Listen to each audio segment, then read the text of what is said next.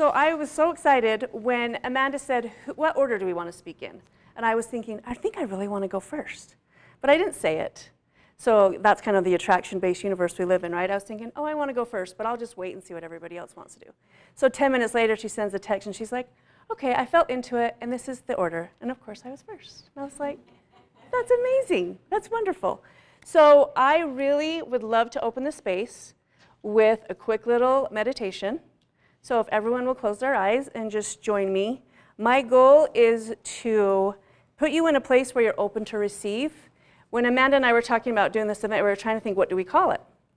And so we wanted to keep it really light and just full of love. So lean into your light is really, that's kind of how we landed there. So close your eyes.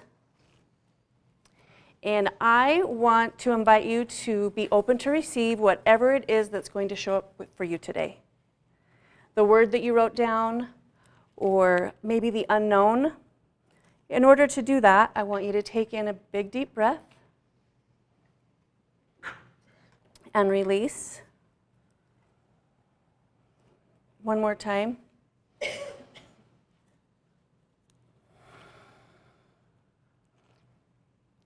And as you sit in this space of silence, I want you to put all of your cares, your worries, things, your to-do list, your grocery list, all of the things that you are thinking, I need to do when I leave here, put them in a little bubble outside of yourself. Put all of those things there and trust and know that they will be there when we're done today, so that you can go about your day and get those things taken care of. But for now, you're going to leave them there and trust that they will be taken care of later. So now that we're in this space of silence, with all of our to-dos set aside, I want you to find a happy place. A happy place has no rules. A happy place can look like feet in the sand, the smell and taste of ocean air, while you're on top of a mountain. Your happy place can look any way you want it to. So while you're there, I want you to, what do you smell? What do you taste? What are the sounds that you're hearing? What colors are there?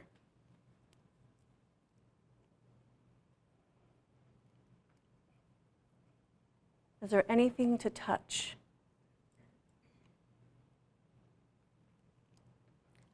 I want you to sit in that space and let it wrap its arms around you in love and light.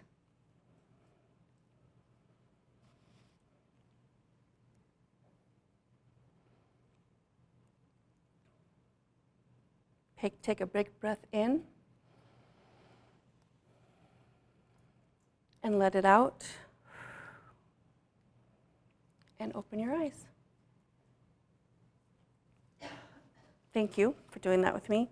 Well, first I want to thank Amanda for asking me to be a part of this. So if those that don't know me, I'm kind of like the eternal student. I mean, I love to coach and teach and guide, but if I can just, and that's another reason why I wanted to speak first, because I'm like, well, then I just get to sit back and like be the eternal student, which is really just what I love to do so much. So as I was putting this together, I was thinking, leaning into your light. So when I coach, I speak a lot about what I call the 12 gifts. So I want to share the 12 gifts with you today. Now these gifts, they're free. You're all born with them. We all have them. They're very simple, yet profound. So I wanted to talk about mindset and gratitude, because I believe that gratitude really is what creates the foundation of our lives. If we can come from a place of gratitude, then the final gift I'll share is joy, and then there's 10 gifts in between. But gratitude really is the foundation. So why gratitude? Well, like Amanda said, my life's experience has kind of led me to this place. It's a knowing that gratitude is the foundation that decides our productivity, our success, just our mindset for everything that we do in life. It's helped me through a lot of trials, and it continues to show up again and again and again how powerful gratitude is in our lives. So a lot of times, breakdowns happen. And usually we don't get to choose when those breakdowns are. So what I want to invite you to do today is I want, as you leave here with these gifts, you get to decide when the breakdowns happen. when really difficult things happen, you get to decide, I'm going to break this down. It's not going to break me down. And I think that's where the breakthroughs really can be powerful. So I'm going to share some tools with you today that will guide you through. You get to analyze, you get to break it down, you get to tear it apart. You get to tear it apart, you get to reassemble it, and really the gift of choosing the breakdown instead of the breakdown choosing you. Hopefully that will be a big takeaway for you guys today. And when we do that, it opens up a world of alignment and really just helps us live in that space of gratitude. So gratitude, I mean, we could talk about the science of gratitude for an hour. I don't want to talk about the science of gratitude. That's a headspace. My goal here today is to leave you with heart space. So I want to leave our headspace and go to our heart space.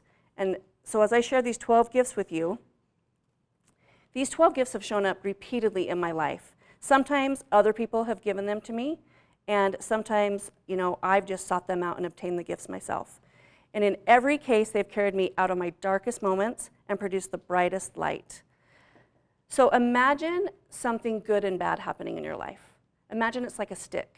So if you pick a stick up, you can't just pick one end of the stick up. If you grab the stick, you get both ends.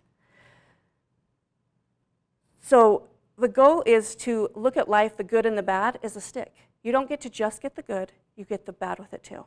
And sometimes that's where the gift really comes. So imagine this stick, and you have the good and the bad. If you separate the good and the bad, then you're really kind of doing a disservice, and you're missing the opportunity to learn from that and lean into it. Those bad things, we're going to call them the bad things, they really open up a world of joy through leaning into that gratitude. So the answer isn't found in just one. The joy is found in the harmony of both. So if we can hold on to both the good and the bad, that really is where the gift comes. So gratitude will be the first gift that I dive into, because I really believe it's the initial ingredient to just infuse into every single day to bring forth joy and love. Now, joy is going to be the final gift. So with a little focus and some consistent effort as you go about your daily lives, these will be simple gifts that you'll readily understand. And you'll find that all of the answers are within us innately. We're all born with these gifts. So the first one's gratitude, like I said. Gratitude builds on itself. It's kind of like the gateway. So we all know people who, that person that it's always like smiling and happy. Well, I like to believe that the happiest people, the strongest people, are usually the people who've been knocked down the hardest. And they come across that way because they chose that. It didn't just happen by chance.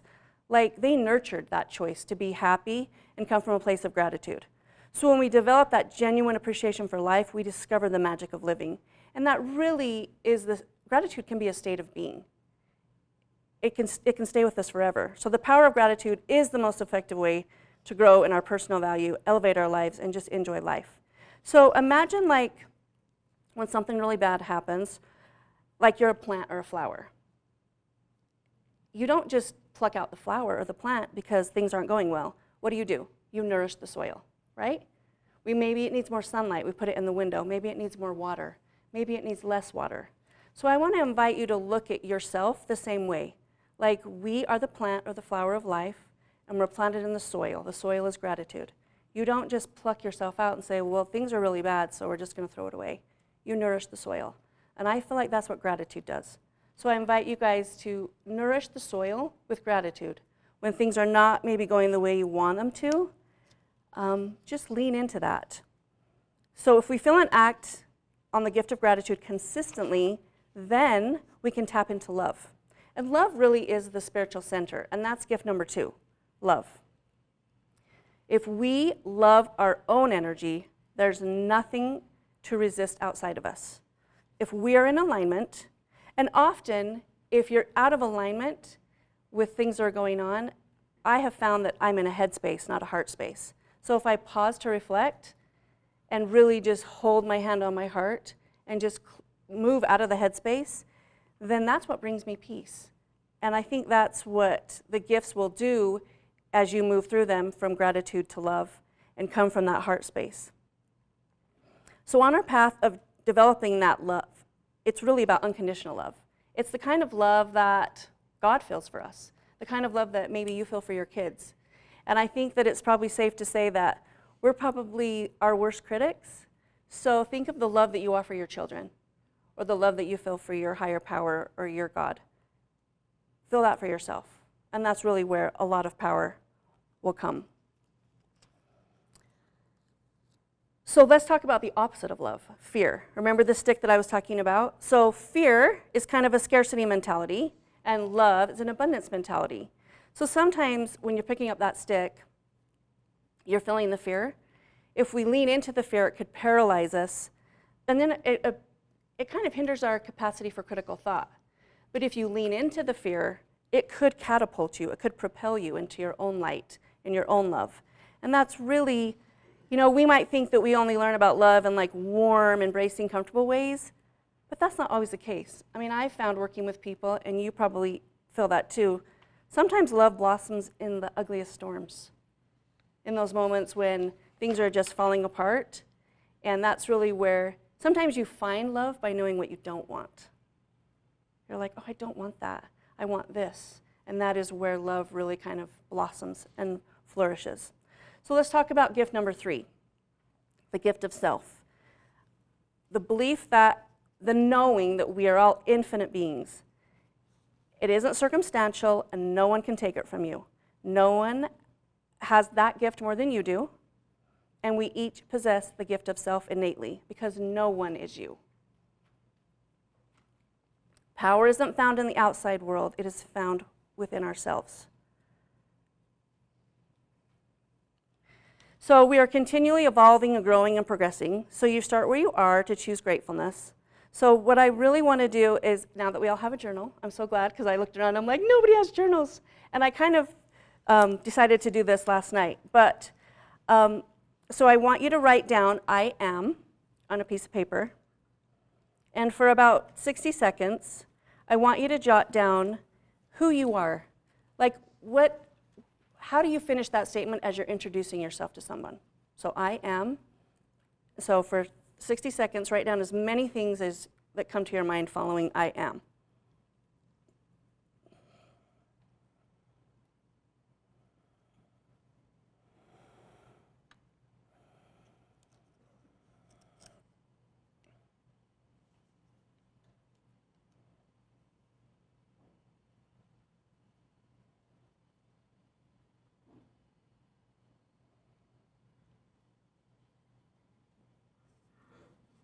Okay, a few more seconds.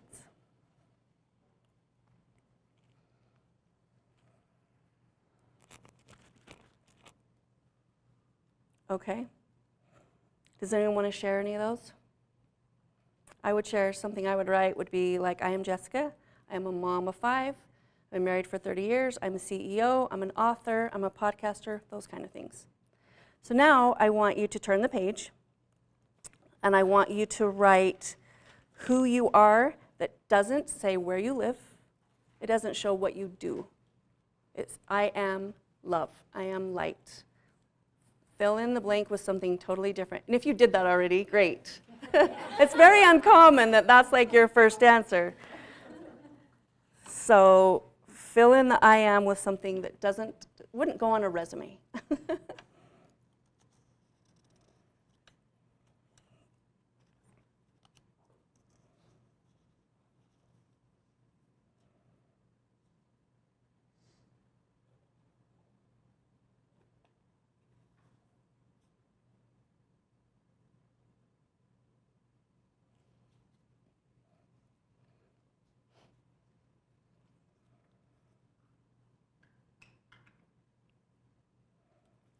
Okay, so as you finish up that list, if you really look at the 2 different lists, what emotions come up with that second list?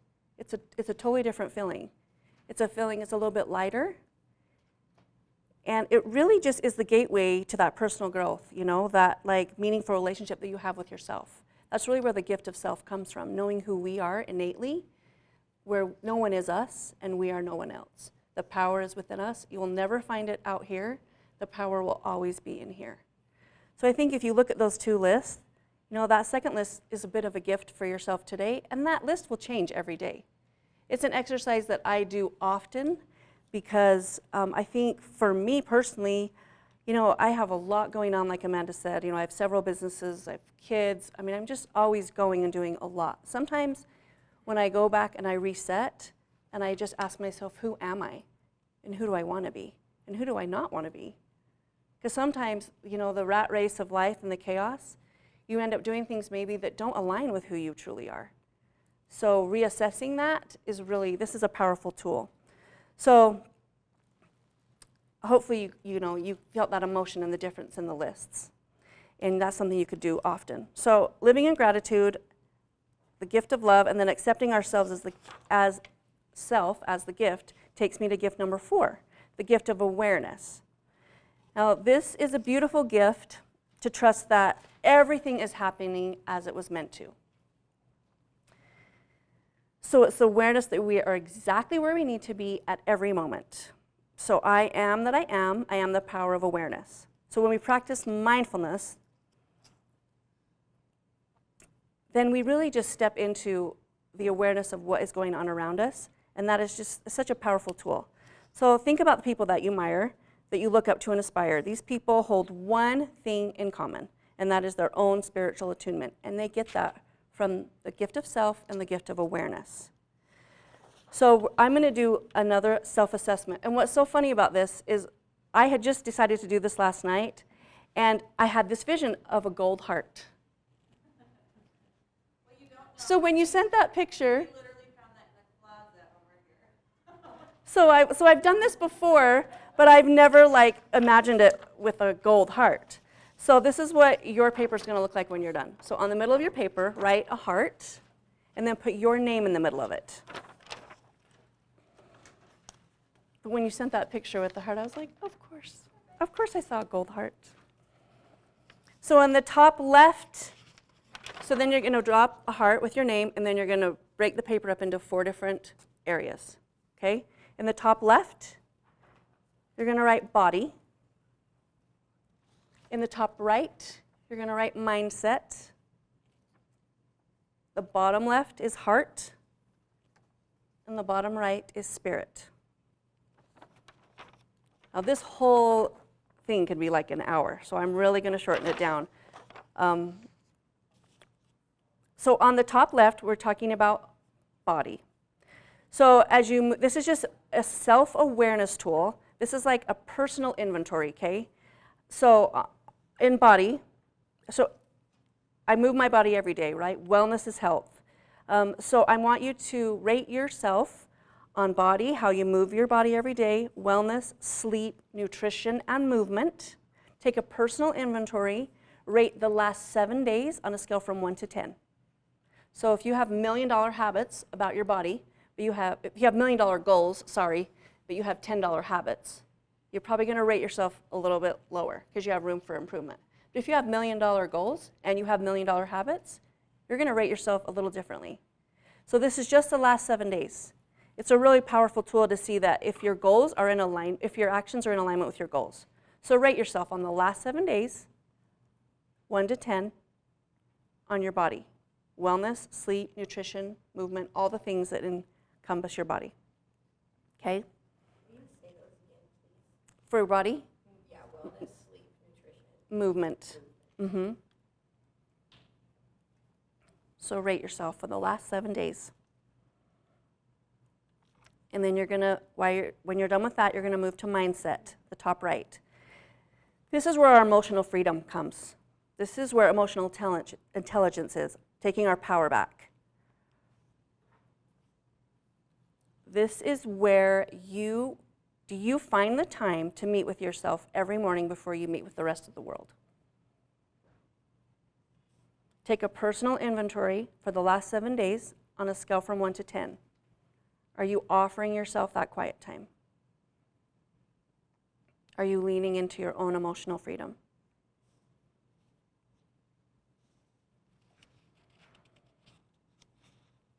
Okay, the bottom left is heart. It can also be joy. I kind of see them as the same. So as you're rating yourself, you're asking yourself the question, what lights you up? What brings you joy? Do you trust yourself to do the things that you promise to yourself that you're going to do? So for example, if I'm going to show up to go to lunch with Amanda, guess what? I'm going to show up and go to lunch. But if I had an appointment with myself and there was no one else to hold me accountable, how often are you not trusting yourself because you don't show up the way that you agreed to for yourself? The way you would show up for your friend or your spouse or your children. So rate yourself. You know, what lights you up? Do you trust yourself? And what would a healthy you be doing? So rate yourself on a scale from 1 to 10 in the last 7 days. Do you give yourself tenderness? And the final one on the right bottom is your spirit.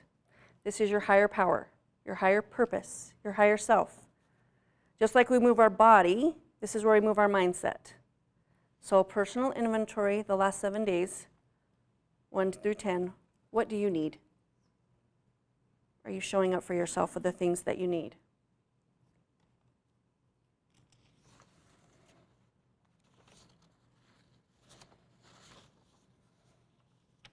So as you do this exercise, I think reflect on, are you the healthiest and happiest version of yourself? Is there room for improvement? What is your vision and identity? Is it clear? What brings you peace? What motivates you? What nourishes you? And do you give yourself permission and discernment to choose joy, peace, and grace? Are you doing the giving or are you doing the taking?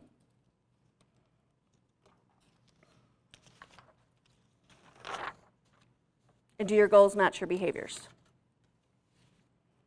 So when we are aware of our divinity, our value, our successes, and our abilities, we become far more effective in serving others. So be bold and be true to you in that inventory, because the answers are just for you. And these answers, like, if your inventory leaves you a feeling like a little less than or not enough, I think you should consider maybe lowering your expectations. Now, some people might argue with me and say, well, why would I want to lower my expectations? But sometimes, if we lower our expectations, that's how we find joy. We set ourselves up, we have these huge expectations, and if we don't meet them, then we feel like we've maybe not shown up in the right way. But I just want you to consider that if that exercise left you feeling a little low or maybe like not good enough, then consider lowering your expectations without judgment or grace. All it really is doing is giving you an opportunity to realign. And then go to your heart space, right? So just know that in the gift of awareness, you are the gift. Be aware of that. Surrender yourself to that reality, that you are the gift. That is the awareness. So that leads me to the next gift, the gift of surrender. So I like to compare surrender to sacrifice. Because sacrifice, I mean, we've all done it. Some even wear sacrifice as a badge of honor. Like we sacrifice our families to build our businesses. I know I have. We sacrifice our health to make sure we're attending to details or keeping on top of our goals and our gains. But there's a common notion that sacrifice means giving up something good for something better. And that might be true sometimes. But too often, I feel like sacrifice is giving up on what's important for what seems most urgent. I see sacrifice as something that has to die in order for something else to live. And that feels kind of heavy. And I've done that time and time again in my life. And I don't feel like sacrifice really gives us to a place of joy and gratitude. So why not trade out sacrifice for surrender? I mean, I know what sacrifice looks like, and it comes from, you lose a lot. It's putting everything else in your life ahead of yourself. And if I really accept the gift of self and the gift of awareness, then why wouldn't I want to take the gift of surrender with me? So why do we need to keep sacrificing? I don't think something has to die in order for something else to live. And I think that's what sacrifice suggests. What if something can die and live at the same time, and we surrender to trust that it's going to look exactly like it's supposed to? What if we surrender to the idea that it says God intended it, and that's how it was supposed to be? So if we lean on our higher power and surrender, then maybe things would not feel like they're so forced. For me, if I'm focusing on forcing something in or forcing something out, that feels a lot like sacrifice. But if I lean into flow, then that's really the gift of surrender. So that's gift number 5. Gift number 6, the gift of trials. sometimes we're called to surrender because of trials. So trials really can be the gift. It's what we talked about earlier, you know, the breakdowns. That's really where the trial happens, the really hard stuff. And I think it's fair to say that every one of us will think of a really hard time that we went through. And in the middle of it, you don't want to be in the middle of it. But afterwards, more often than not, you say, I'm so grateful that that happened to me because I would not be who I am without that really hard time. So I think trials are the gift. You know, that is where the gratitude comes from in those experiences. Sometimes we don't have control over the trial, but we always have control over choice and how we respond to those things and our outlook. So if you're facing any trials right now, how is that an opportunity to grow? If you really step outside of like you're the eye of the storm. Imagine it like the eye of the storm. You're standing in the trial, solid and clear when all of the mess is going around you. If you do that, if you try to do that every single time that there's chaos going on, because we always see the light after, right? Hindsight. But what if we really stepped into the storm and became the eye of the storm at the time? In the moment. Because we always see it in hindsight. And the gift I've come to learn in all the trials and hardships that I've been through is really standing in that fire and feeling the gratitude at the time. Like, what is this here to show me? Surrendering to the idea that there's something here that I know I need to take from this. And experience has shown me, on hindsight, I learned those gifts after, but what if I learned the gift in the middle of the storm? I think that would really change the outcome for you and everyone that's in the storm with you. Those trials, like I said, they really do shift and mold our character as who we are. So that's the gratitude with the eye in the storm. So let's talk about gift number 7, the gift of grace. When we begin to see the gifts of the trials, we come to understand the role grace plays in our progression. So how often do we give grace for someone else when they make a mistake, but we don't give grace to ourselves? And I think that's really where, if we are infinite beings, giving ourselves the gift of grace and being so kind to ourselves as we would to someone else. Like if a friend tells you that they misstep and they did something, maybe it was terrible, you're the first one to make them feel like, oh, it's fine, we all make mistakes. So offer that same grace to yourself. Because I think a lot of times, you know, we do that for our spouse, we do that for our children, we do it for our employees or our coworkers, but sadly we don't always offer the gift of grace for ourselves. And I think grace is where we surrender to what is. Maybe this is exactly how it was supposed to be. And being kind to ourselves that if we did misstep or if we created a bit of a mess for ourselves somehow, then being kind to ourselves and knowing that maybe that's how it was supposed to be. Maybe I created that debacle for someone else because they needed something to learn. And then I in turn learned that too. So as you're thinking about the gift of grace, you know, when was the last time you messed up and did you offer yourself grace? Were you hard on yourself? Did you beat yourself up? And the second question would be, who recently offered grace to you? If you thanked that person, great. If you didn't, make note when you get home later today or tomorrow, thank that person. Hey, I really just want you to know, I didn't tell you at the time, but I really appreciate the grace that you gave me when that happened. I think that the gift of grace is such an important gift that we are all, again, these gifts, they're innate. We all come with these gifts. They don't cost anything. Sometimes the best things in life are free.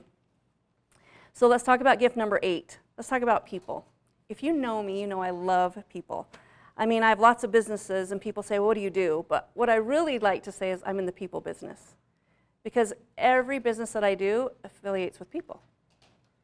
And we become the average of the 5 people we hang out with. Have you ever heard that? It's so true. If you look around and you take inventory of your circle of people, who are the 5 people that you hang out with the most? Are they people that are lifting you, or are they people that are lowering you? I always say don't take advice from somebody that you would never want their opinion on something.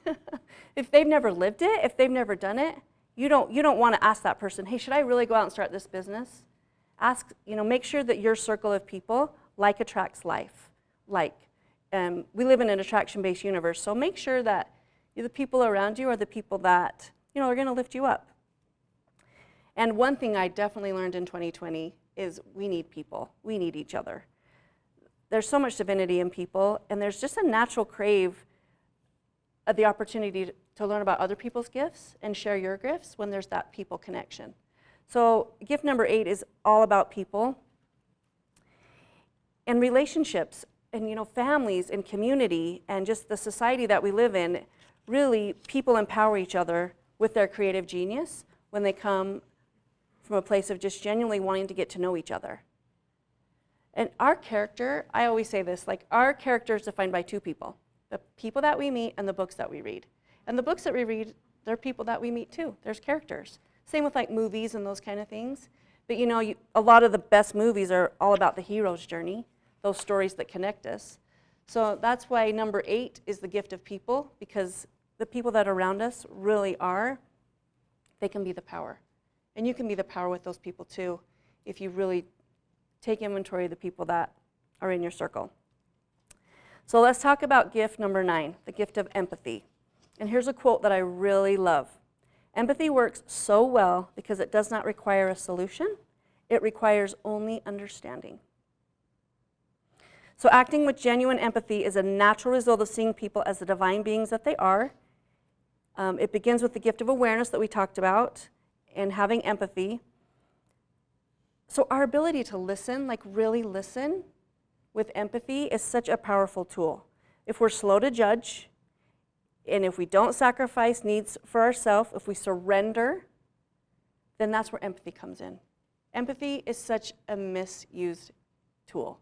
I think in this society, there's so much judgment about what somebody else should be doing. And if we just hold each other in empathy, that maybe everybody is doing the best that they can from where they're at. Maybe they're in the best they can with what they know.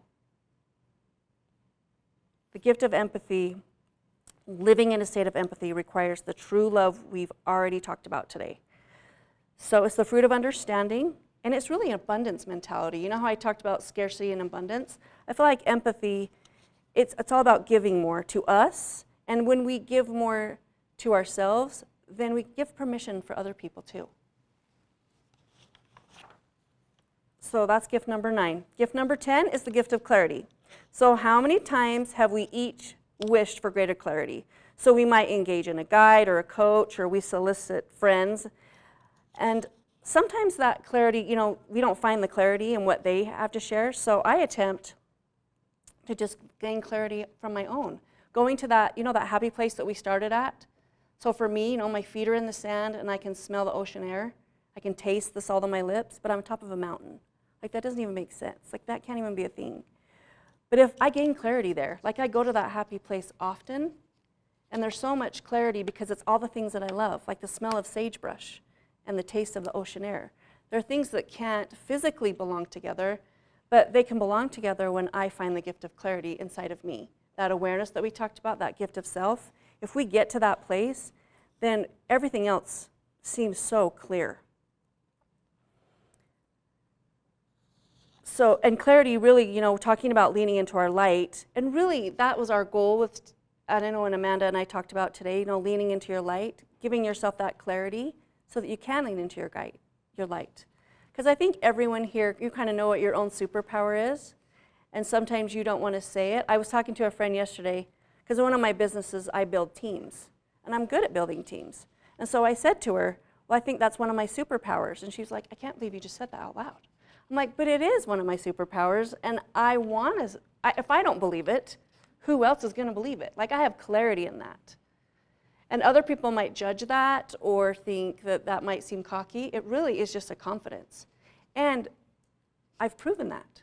So if you've done something that you've proven again and again and again, there's clarity in that. There can be confidence in that. So I think clarity really, it leads you right into your light.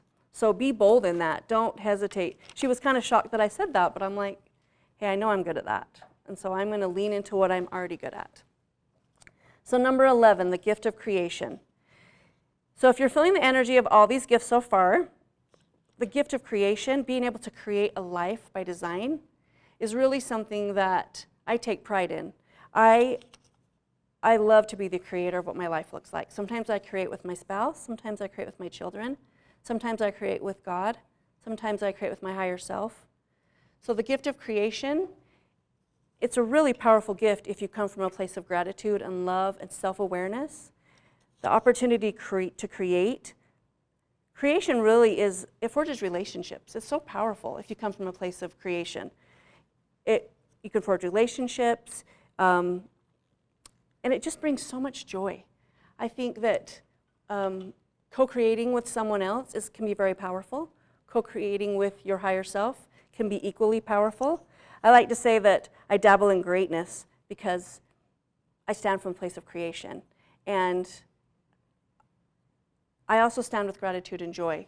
But I like to say I dabble in greatness, mostly because I believe in the power of creation. So number 12 is our final destination, and that is the gift of joy. So when we live all these other principles, the gift of joy really is true happiness.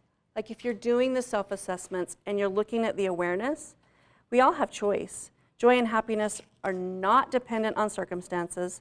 They're a natural result of accepting and living the gifts that I've touched on today. So choose right now to seek clarity. We win, we excel, we level up when we find joy. And because we're all creators and we're all so busy, we're busy being many things and we're busy doing many things. I've heard this quote a lot, and I think it was actually Angie Smart who taught me this, is we are human beings, not human doings. And that's such a powerful, I mean, I've heard it probably 100 times, but I remember the first time I heard that. I was like, sometimes I'm so busy doing, I'm not leaning into the being. So I think that's where you find joy, is into the being. You know, it goes back to the two lists. Remember the I am, all these things, and the I am love and light. It really is that you find joy in those things. You find joy in just taking personal inventory and realigning with, taking the pause and realigning with what is important to me and what do I find joy and happiness in. And if we're not finding joy, if we're not finding happiness, it doesn't mean we throw out the flower. It doesn't mean we start over. It means we nourish the soil, we realign, maybe we lower expectations. 10 years ago, I would have said, don't ever lower expectations because, I have all these goals and all these things I want to achieve. But now, I think lowering expectations really is where you get real with yourself. Lowering expectations doesn't mean that there's some kind of failure happening. It just means I want to seek joy, and I want to live a life of happiness. And sometimes things don't always work out like we think they're going to. And the breakdown decides us. So if we choose the breakdown and we back up a little bit and we say, I'm going to lower expectations a little bit because I'm not finding joy. I'm not co-creating a space that things aren't working out. So I step back and I realign. And then I can create a life by design from that place. So I think that I just want to leave you guys with a gift. If you get out your phones, you can text the word freebie to this number, and it's a 7-day gratitude journey. It's free.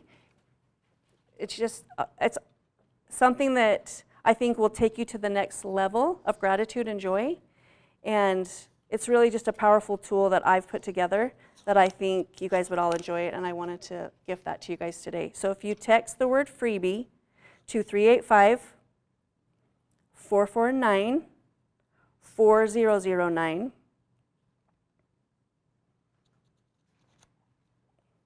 hopefully, you'll find some harmony and joy in that 7-day gratitude, and take these 12 gifts and just invite them into your everyday life. We all have them. We all own them. We were all gifted them when we came here to this earth. And if we just lead into that, grab the stick. The stick really offers the harmony because it has the good and the bad. It has the hard, and the brilliant things that we go through in life. And hopefully you just can take that with you today. Thank you.